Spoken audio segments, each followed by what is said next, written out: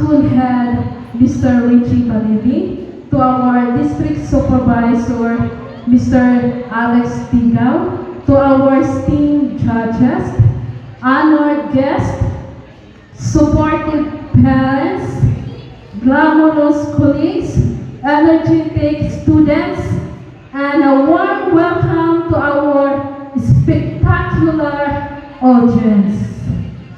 Tonight, we will witness the next shining stars, a remarkable individuals who embodies grace, elegance, and confidence. As we witness the talents and spirits of our senior high school students, let us celebrate the beauty of diversity and the uniqueness of our senior high school students.